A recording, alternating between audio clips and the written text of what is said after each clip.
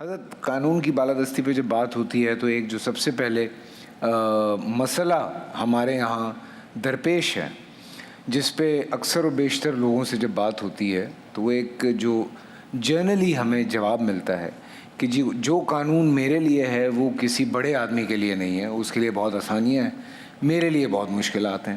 لیکن جب ہم ویسٹرن کنٹریز میں جاتے ہیں تو وہاں یہ کہا جاتا ہے کہ اس کی اپروچ سب سے زیادہ ہے جو رائٹ پر ہے۔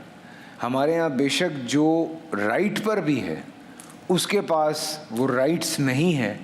تو یہ جو متوازن یا یہ توازن رکھنا جو ہے، جس کے بارے میں سورہ رحمان میں بھی کہا گیا اور بھی جگہوں پہ اس کا ذکر ملتا ہے، تو یہ جو بیلنس رکھنا ہے اس کے بڑے ایشوز ہیں ہمارے یہاں۔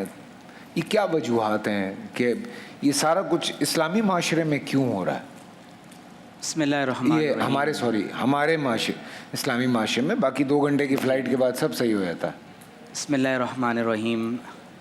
اسلامی سزاؤں کے بارے میں جب ہم بالخصوص اس کی وزڈم اور حکمت کا ہم مطالعہ کرتے ہیں تو بالخصوص امام شاطبی رحمۃ اللہ علیہ نے جہاں الموافقات میں کتاب المقاصد کے تحت شریعت کے مقاصد بیان کیے ہیں، تو آپ فرماتے ہیں کہ ہمارے دین کی حفاظت، عقل کی حفاظت، ہمارے جان مال اور نسب کی حفاظت کے لیے اللہ تعالیٰ نے ہمیں یہ تمام تر اسلامی سزاؤں کا ایک شرعی جو حکم ہے وہ ہمیں عطا فرمایا ہے۔ آپ دیکھیے کہ بدکاری پر اگر کوڑے مارے جاتے ہیں، اگر وہ شادی شدہ ہو تو رجم کیا جاتا ہے، چور کے ہاتھ کاٹے جاتے ہیں، ڈاکو کو عبرتناک سزا دی جاتی ہے۔ اسی طرح اگر کوئی ارتداد کا ارتکاب کرتا ہے تو اس کے لیے بھی ڈیتھ پینلٹی ہے، بلاسفیمی پر ڈیتھ پینلٹی ہے۔